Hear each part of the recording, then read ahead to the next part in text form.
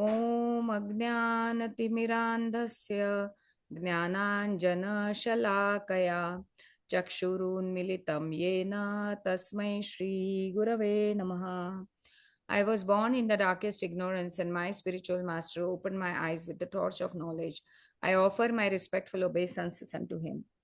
Nama Om Vishnupadaya Krishna Presthaya Bhutale Srimate Bhaktivedanta Swaminiti Namine Namaste Saraswate Deve Gauravani Pracharine Nirvishesha Shunyavadi Paschatya Deshatarine Jai Shri Krishna Chaitanya Prabhu Nityananda Shri Advaita Gadadhar Shivasadi Gaura Bhakta Vrinda Hare Krishna Krishna Krishna Hare Hare Hare Ram Ram Rama Hare Hare वाञ्छाकल्पतरुभ्यश्च कृपा सिन्धुभ्येव च पतितानां पावनेभ्यो वैष्णवेभ्यो नमो नमः.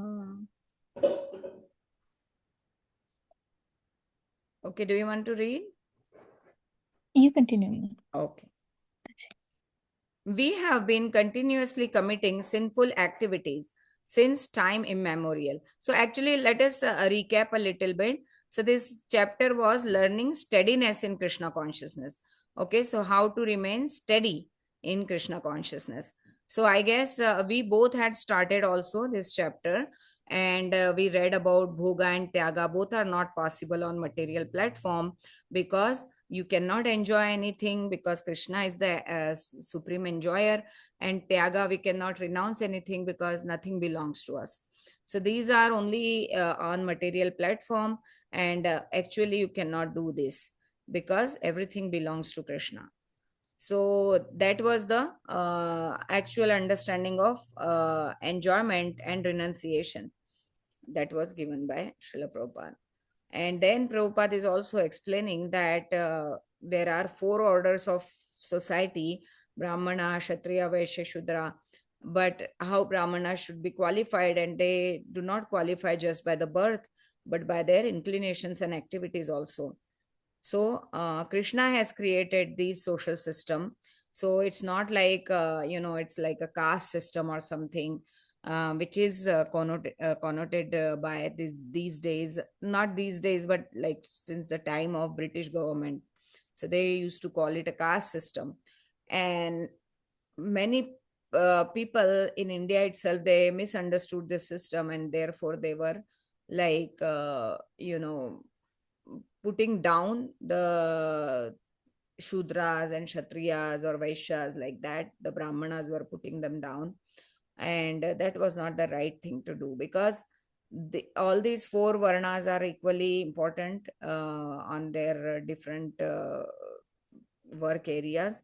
Like, for example, even now there are so many teachers who want to learn and give the knowledge to others. So that is a Brahmana quality. Like, the Brahmanas also used to read the scriptures and share the knowledge with others, and they used to have gurukuls, and there they used to teach so many children. So even now teachers are there, although their subject matters have changed.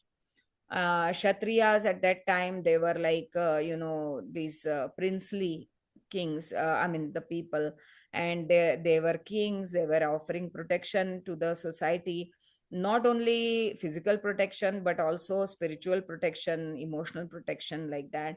So now also there are people who are in administration, who are in police department, who are in army. So they all are like, they have some Kshatriya nature in them.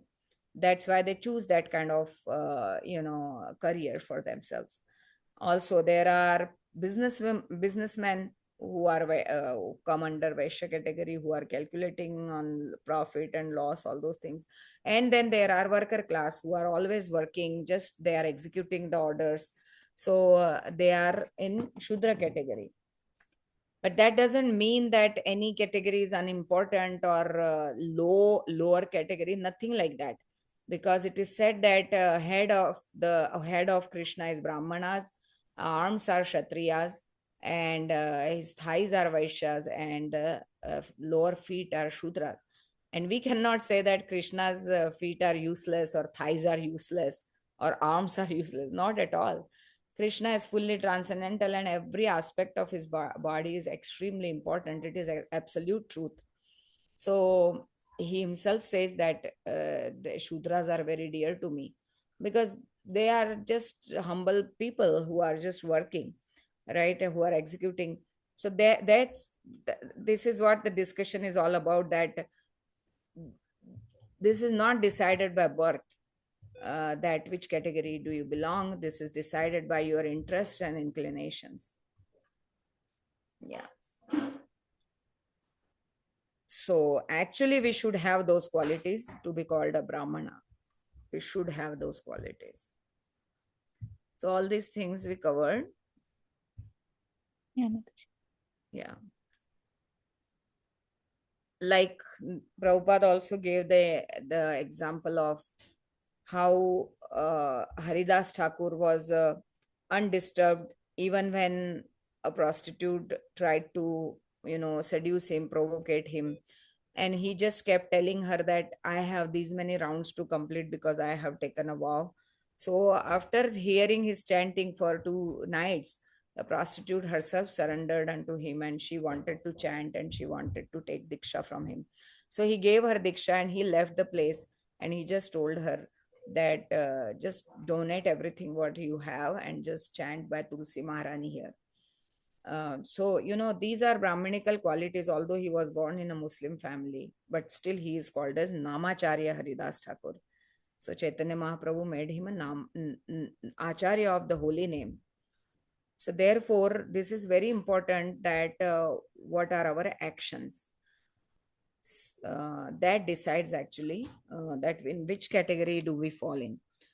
We have been continuously committing sinful activities since time immemorial, and we do not know when this began. So, what does it mean? Like, sinful activities means like when somebody forgets Krishna, or they are in ignorance, they don't know anything about Krishna, and they are just thinking that this life is for my enjoyment. That is called as sinful. Even in ignorance, sin might happen. Okay, when we don't know some certain things, and we do not know when this began, because what is the root problem is we don't know Krishna. That is the root problem. Yeah, ignorance means ignorance of Krishna, means there is no knowledge about Krishna.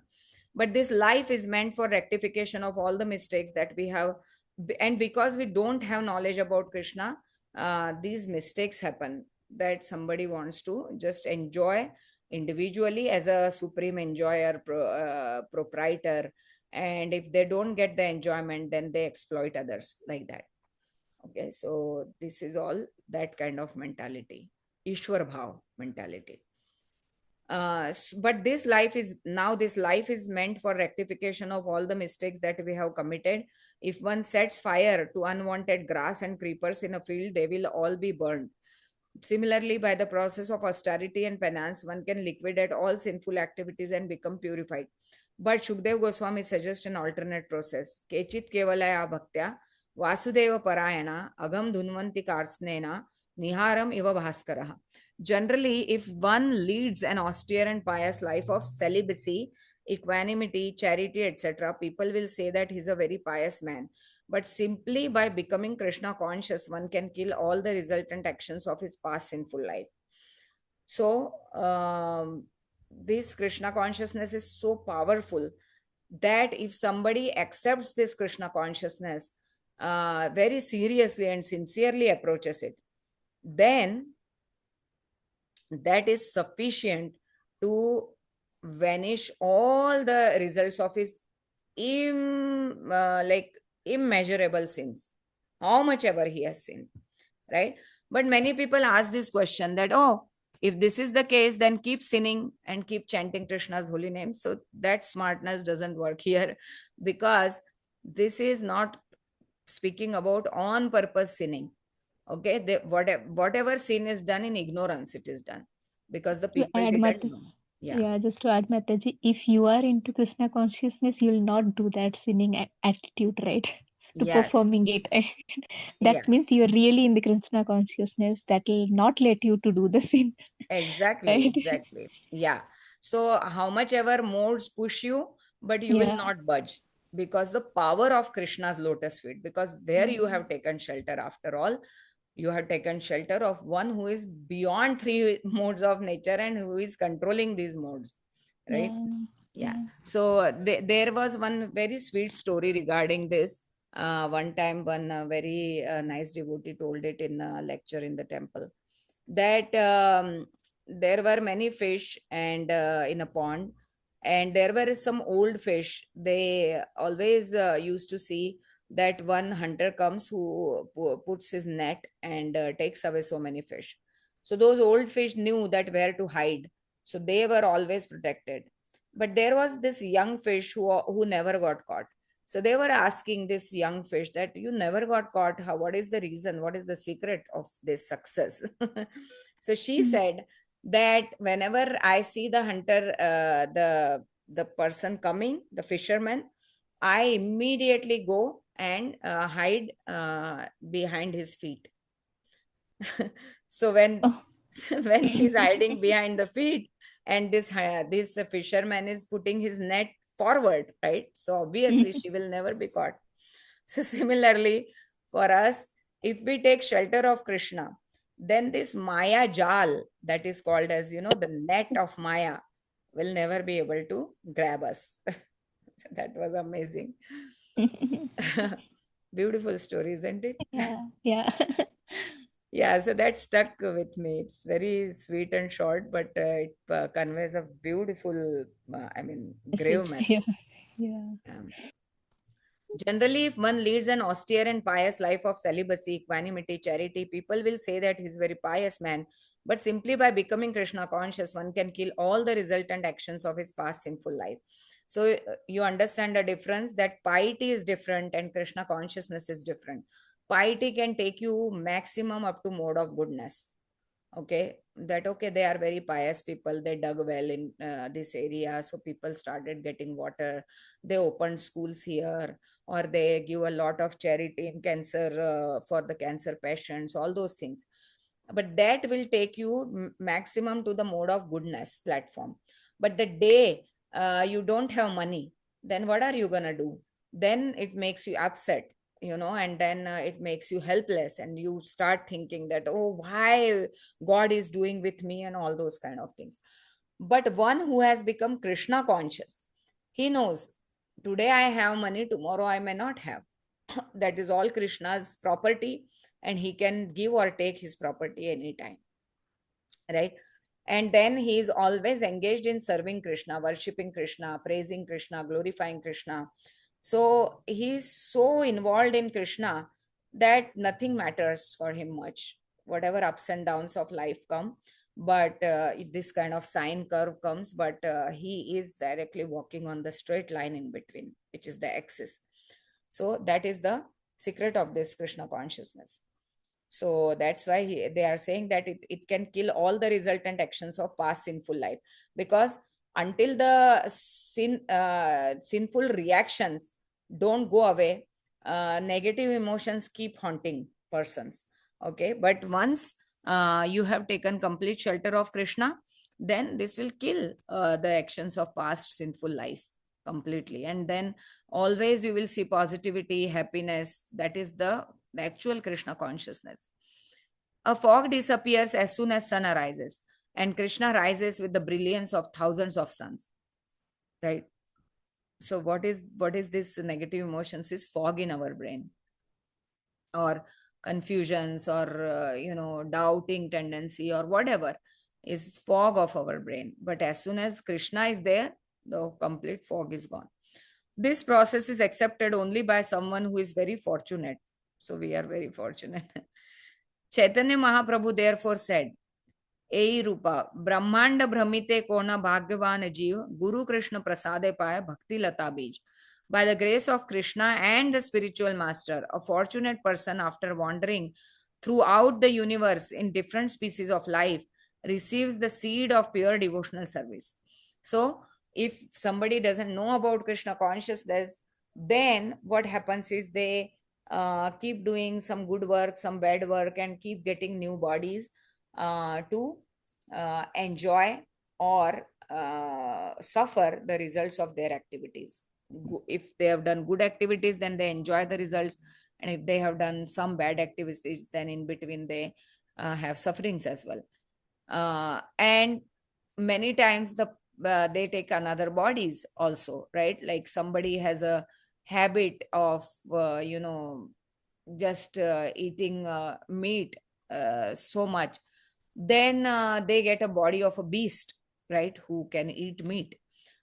Somebody has so much like a habit of sleeping, then they get a body, sort of a body where they can sleep so much, so they get maybe body of a bear who hibernates for all 6 months and just sleeps, right?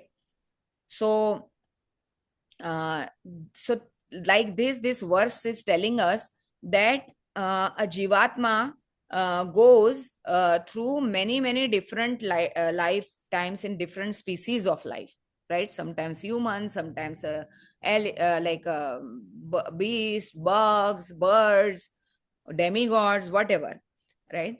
But they keep coming to this earth planet to get the results of their karma. But uh, by mercy of a Vaishnava, they one time they get the seed of devotion. For example, if some Vaishnavas are, distributing prasadam or books or something, then you happen to be there and they just give you prasadam and you accept it. Sometimes people don't even accept prasadam. They said, no, I don't know these people, what are they distributing? And sometimes they won't accept the books or anything. So then they avoided the mercy, they just didn't accept the mercy. But if somebody took prasadam, took a book, they offered a donation, then they are receiving the mercy, right? So they are letting the mercy flow through them. So what happens is, because of their this eating of prasadam, their whole body is sanctified, and then they, if they happen to really read that book, then their life can take a very good turn for good. So this is what happens, that by contact of a Vaishnava, who can be your spiritual master or shiksha guru, we get this seed of devotion. So Krishna consciousness is meant for very fortunate, for simply by accepting this one process, a person can surpass all the duties of austerity, renunciation, celibacy, etc. Shukdev Goswami declares, Kechit Kevalaya Bhaktya, one who is extremely fortunate takes to the process of pure devotional service. Kevala Bhakti means, refers to pure unalloyed devotional service in which there is no desire but to please Krishna. So this is called as Kevala Bhakti, means only. Um, yeah, Kechit Kevalaya Bhaktya. One should not render devotional service just to increase his income. We want money to become happy, but if we take to Krishna consciousness, automatically we will become so happy that we will neglect money. Right? So I told na that Krishna consciousness, literally, who is sincerely following Krishna consciousness, he remains very blissful in his internally, and he becomes like so self-satisfied in serving Krishna, that he doesn't have any needs, any demands, any like negative feelings of why they are behaving like this, why they are acting like this, because he's so absorbed in Krishna that he thinks that everything is sanctioned by Krishna, everything is arranged by Krishna, and so much Krishna, Krishna, Krishna that they are not even able to sense that, oh, all these negative things are happening around me. So they remain very happy, and they don't even want money, that, oh, money is, why do I need anything? I'm just so happy the way I am, and I just want to serve Krishna. It was Dhruva Maharaj who lamented how foolish I was. I took devotional service with a desire of material profit. So Dhruva Maharaj was insulted by his stepmother. He was a 5 years old boy, and then he was so angry at his father, because father didn't say anything at that time, that he determined to get a kingdom bigger than his father. So his mother was, his real mother was very, very concerned that what is happening, why this boy is so crying, so much crying. And then he told her everything, and she told that take shelter of Narayan, right? So he leaves the place, he leaves the palace, and he start walking to the forest, and there he meets Narad Muni. So Narad Muni is so merciful that he appears wherever his the devotees of Krishna need a guidance.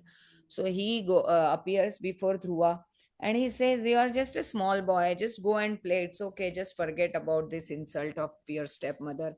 But he's very determined. He says, no, I am a Kshatriya, and once I have taken a vow, I will fulfill it. So then Narad Muni sees that, oh, he's really serious. Then he gives him a mantra, Om Namo Bhagavate Vasudevaya. And then he asks him to go to Madhuvan in Vrindavan and just make a deity of clay there, sand, and then worship the deity with fruits and flowers every day. And keep chanting Om Namo Bhagavate Vasudevaya. So then he chanted so much that one day Lord Prishnigarbha, another name of Vishnu, he came before him and he touched his conch shell to his forehead. And immediately Dhruva realized that, wow, this is offering a diamond to me, and I am going after the pieces of glasses. I'm just asking a kingdom greater than Lord Brahma, but after all, it will remain in this material world. How will I serve Krishna ever?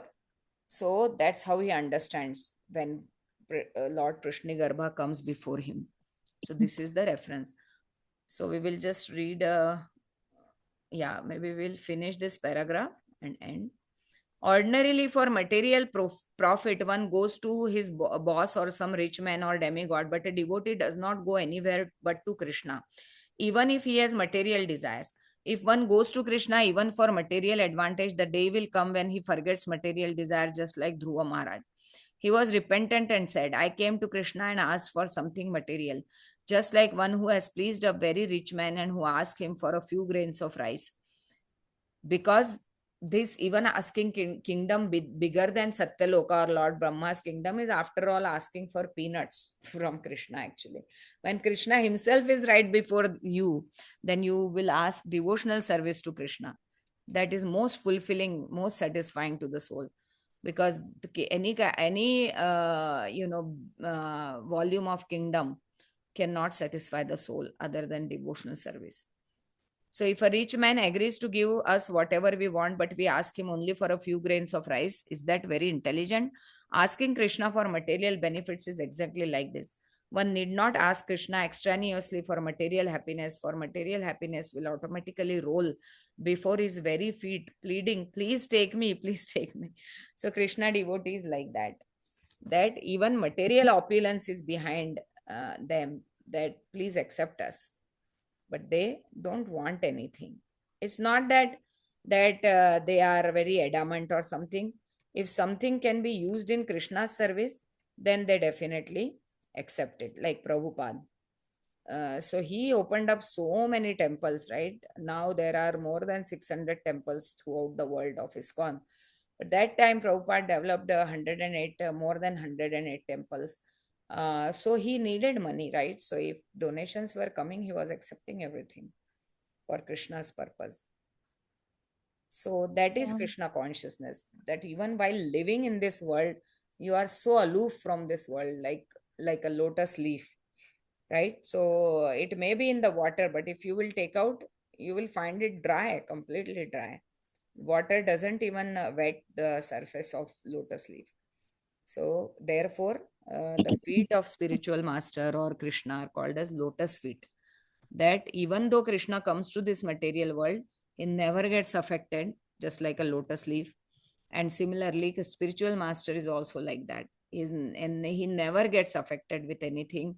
His routine work goes on, regulation and regulated, two lectures on Krishna consciousness, morning, evening, morning, evening. So they are very much engrossed in that. Yeah. So we will continue from this paragraph next time. Okay. Anything you want to share? No, just wanted to say that no, the Krishna consciousness is just to give service. I mean, your mentality will be like service. Either it is Vaikuntha Lok, either it is whatever life you give me, Yeah. Krishna. Just give me at your service. That is the Yeah. only thing I need. Yes. That's the key. Whatever you give me. Yes. Anything. I do not want Vaikuntha Lok. I do not want, whatever you give me, but I'll be Yes. only at your service. That is the only purpose of Krishna consciousness. Absolutely. Chaitanya Mahaprabhu said that I don't mind taking birth again and again in lower species also, Yeah, provided I remain in your service. your service. That's So right. nothing bothers us if our consciousness is that way absorbed. But we are trying, all of us are trying because we have Fine. Yeah, accepted family lives. So we have so many things going on, parallelly. But correct. Krishna understands everything. Yeah, yeah, So Mataji. our job is to chant very, very nicely. That is the main thing we can do now. Yes, Yeah. yes. Yeah, Mataji. Thank Yeah. you for the So session. Thank you for the reading. yes. So my takeaway is also like Krishna is very kind and merciful, and